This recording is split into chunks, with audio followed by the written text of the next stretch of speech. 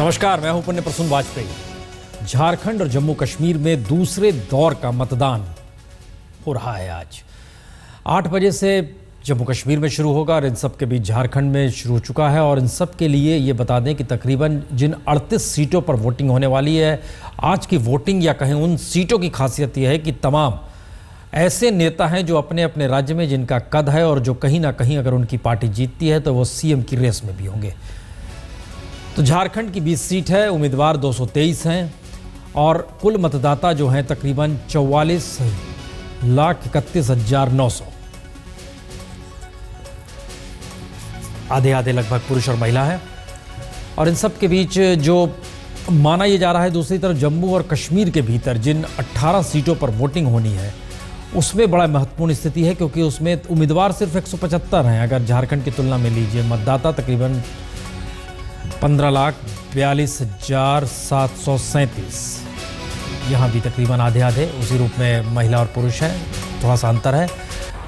और इन सब के बीच जो 39 सीटों पर हम खास व्यवस्था की है कि हर जगह से हमारे संवाददाता लगातार आपसे जुड़ते चले। ये हम बता दें, जैसे झारखंड के चुनाव में बीजेपी को लग रहा है अगर वो जीत जाएगी तो उसके 3 फ्रंट रनर हैं जो कि सीएम बनने की स्थिति में, और 2 पूर्व सीएम अर्जुन मुंडा पहले सीएम रह चुके हैं, सरसावा से चुनाव लड़ रहे हैं, आज वहां पर वोटिंग हो रही है। दूसरे हैं जो हाल में रघुवर दास जो शरीक हुए हैं, वो बीजेपी के उपाध्यक्ष पूर्वी सिंहभूम से लड़ रहे हैं।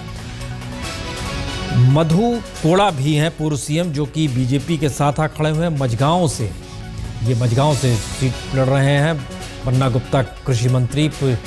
तमाम चीज़ों को आप देखते चलिए। और इन सब के बीच हम हमारे संवाददाता, चूंकि जमशेदपुर वेस्ट में, पश्चिमी जमशेदपुर में सरयू राय यहाँ से बीजेपी के हैं, और ये बड़ा महत्वपूर्ण इसलिए है, ये झटके में हो गया क्योंकि प्रधानमंत्री मोदी जब यहाँ रैली करने पहुंचे तो उन्होंने कहा कि सरयू राय मेरे मित्र हैं। और इन सब के बीच यह भी बता दें कि सरयू राय आरएसएस कैडर से निकल कर आए हैं, और बीजेपी के भीतर जिस तरीके से आरएसएस के लोगों को अब पद भी दिए जा रहे हैं, हरियाणा के मुख्यमंत्री इसके एक प्रतीकात्मक आप देख सकते हैं, तो ऐसे में सरयू राय को भी एक चीफ कैंडिडेट माना जा रहा है। लेकिन गीता कोड़ा मधु कोड़ा की पत्नी भी है। बहरहाल हमारे साथ सीधे इस वक्त जुड़ चुके हैं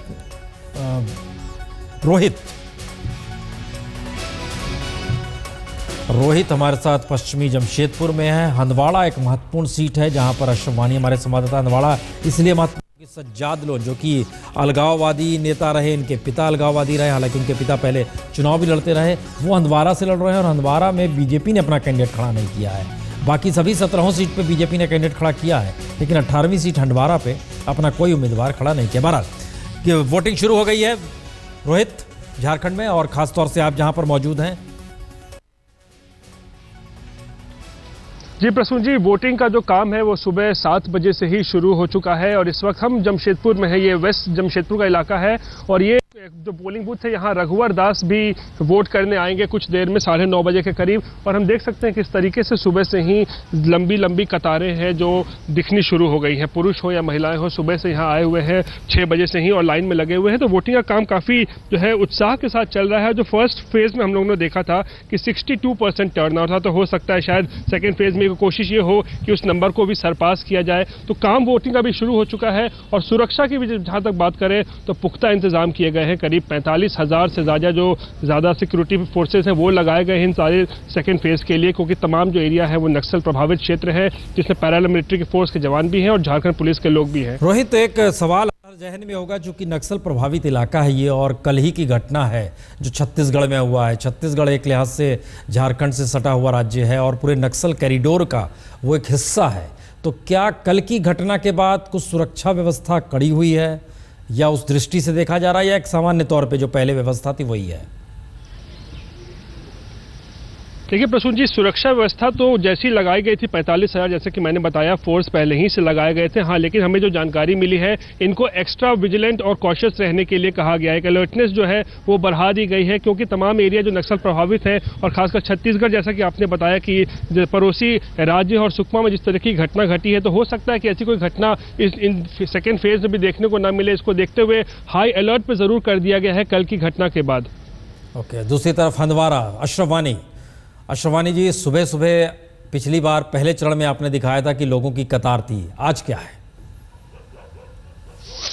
बिल्कुल प्रसून जी, कतारों की उम्मीद तो जताई जा रही है, लेकिन कड़ाके की ठंड है। इस वक्त मैं कुपवाड़ा के पास हूं और करीब -2 डिग्री यहां पर तापमान है। हम सुबह से देख रहे थे कि इतनी ज़बरदस्त ठंड है, यहां तक कि जो सुरक्षा बल के जवान तैनात रखे गए थे सुरक्षा के लिए, वो भी ठंड को महसूस कर रहे थे। तो उस बीच धीरे धीरे अब जो है लोगों ने निकलना शुरू कर दिया है, लेकिन 8 बजे से मतदान शुरू होगा तो जाहिर है कि 7:45 तक जो है मतदाता घरों से बाहर आएंगे, क्योंकि जैसे मैंने आपको कहा कि इस वक्त कुपवाड़ा जिला जो कि सीमावर्ती जिला आता है, यहां पर कड़ाके की ठंड है। -2 डिग्री टेम्परेचर है जहां पर मैं खड़ा हूं।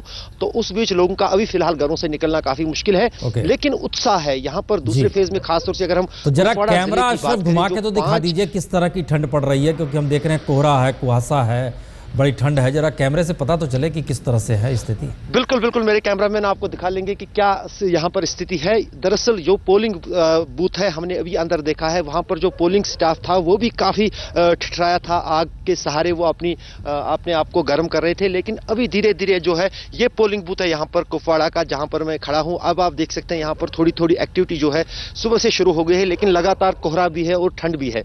लेकिन प्रसून जी, दरअसल इस जिले की महत्वपूर्ण बात यह है, 5 यहाँ पर जो है विधानसभा क्षेत्र हैं, 5 पर जो है कड़ाके की टक्कर है, त्रिकोणीय मुकाबला है। जैसे आपने कहा कि पहली बार सज्जाद लोन जो है 1987 के बाद उनकी पार्टी विधानसभा चुनाव में आ रही है, तो वो भी एक बड़ा फैक्टर है इस पूरे जिले में।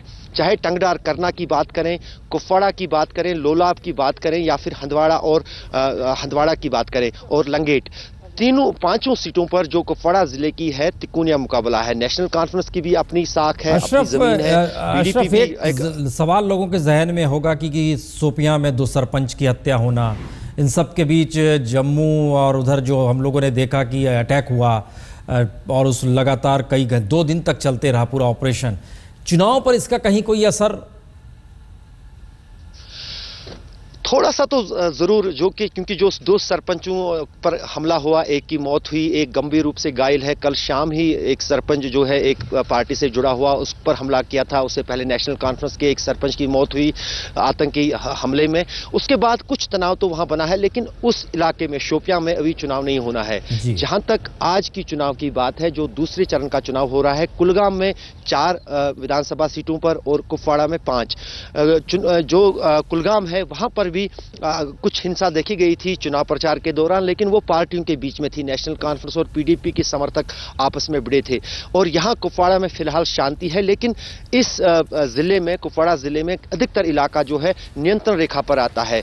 नियंत्रण रेखा पर भी हमने कल भी देखा और परसों भी देखा, 2 घटनाएं घटी। 2 इम्प्रोवाइजिव एक्सप्लोसिव डिवाइस जो है वो वहां पर फटे थे, उसमें कुछ लोग घायल भी हुए थे।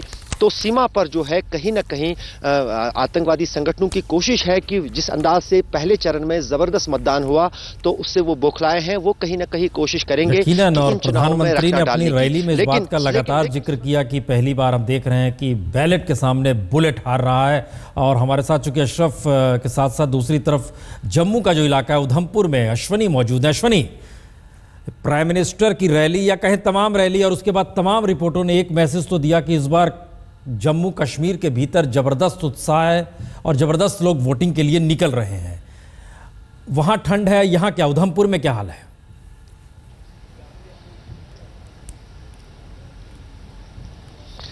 जी प्रसून, साफ जाहिर है कि जिस तरह से प्रधानमंत्री ने उधमपुर और पुंछ में जो रैलीज की, उससे साफ लोगों को पता लग गया है कि बुलेट का कोई जवाब नहीं है, बैलेट का ही जवाब है। और लोग आज जिस तरह से उम्मीद है कि 9 जो असेंबली कॉन्स्टिट्यूंसीज हैं जो कि रियासी, उधमपुर और पुंछ में है, वहां पर लोग काफ़ी वोट डालेंगे। और सबसे ज़्यादा जो इलाका जो है, जो अलर्टनेस का है, वो है पुंछ का इलाका, जहां पर सुरनकोट, मेंढर और पुंछ हवेली में जो है रेड अलर्ट किया गया है कि किस तरह की कोई आतंकवादी जो है सीमा पार से कोई इस तरह की कोई वारदात ना कर पाए।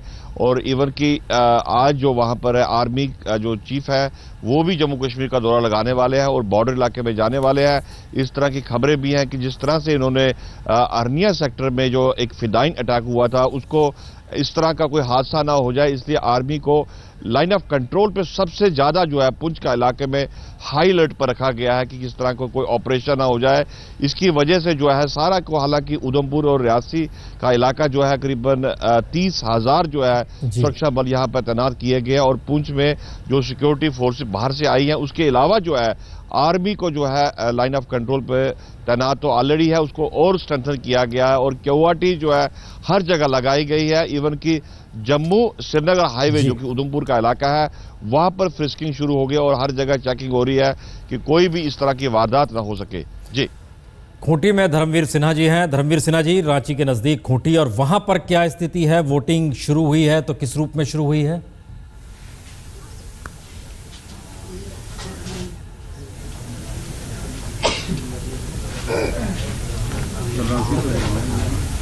जी धर्मवीर जी बताएं, वहां पर वोटिंग शुरू हो गई है? और देखिए, आपको जिस तरह देख रहे हैं आप, पहले यहाँ पे जो मतदाता है वो इस मूड में है कि पहले मतदान फिर जलपान। 7 बजे से यहाँ वोटिंग शुरू हो चुका है और ये पूरा इलाका जो खूंटी इलाका है ये पूरी तरह से नक्सल प्रभावित इलाका है। और बीते जो लोकसभा चुनाव है उसमें केंद्रीय गृह मंत्रालय का जो रिपोर्ट था उसमें सबसे हिंसाग्रस्त इलाका, देश का सबसे हिंसाग्रस्त इलाका इसको माना गया था, इस खूंटी जिले को। सिर्फ 6 लाख की आबादी है लेकिन हर साल यहाँ पे 1000 लोगों की जाने जाती है। पीएलएफआई और माओवादी, इन लोगों का अपना अपना वर्चस्व है इस इलाके में, उसी अनुसार इन लोगों ने बंटवारा भी कर रखा है इलाके का। तो ये पूरा इलाका संवेदनशील है। हालांकि लोग, मतदाता काफी उत्साहित हैं, सुबह से ही लाइन लगी हुई है जिस तरह आप देख रहे हैं। सुरक्षा बल भी तैनात है, चप्पे चप्पे में आप इस बूथ में भी आप देख सकते हैं कि सुरक्षा बलों की भारी तैनाती है। और आपको बता दें कि जो 20 सीटों पर चुनाव हो रहे हैं उसमें 40,000 जवान तैनात किए गए हैं, जिसमें अर्धसैनिक बल के अलावा झारखंड आर्म पुलिस के भी जवान हैं और 4 हेलीकॉप्टर है जो आसमान से निगरानी कर रहा है। एक तरह से कह सकते हैं कि ये जो 20 सीट है ये काफी अहम है क्योंकि सबसे ज्यादा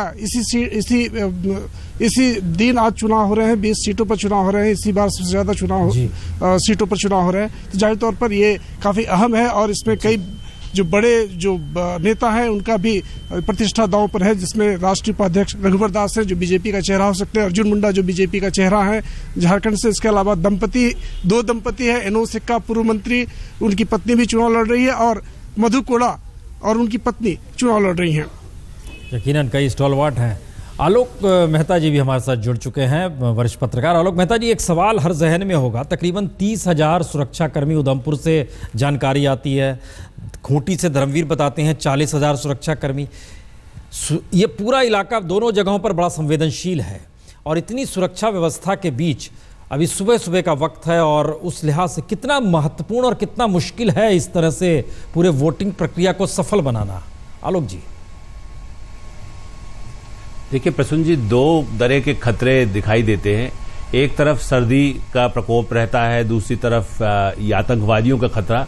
और सुरक्षा इंतजाम इसलिए जरूरी है कि दुनिया को ये दिखाना बहुत जरूरी है कि वहां विकास, कहते हैं विकास का भूखा, जैसे शेर भूखा होता है, इस समय जम्मू कश्मीर के लोग विकास के लिए बहुत भूखे, कई वर्षों से जैसे कहना चाहिए कि वो तड़प रहे हैं और वो चाहते हैं कि विकास हो और वोट के जरिए हो वो, और उसका मुकाबला करने के लिए वो बंदूक संभाले, इससे बेहतर है कि सुरक्षा का इंतजाम हो। तो मुझे लगता है कि ये एक बड़ी चुनौती पूरे भारत के लिए तो रही है, लेकिन जम्मू कश्मीर के उन लोगों के लिए है।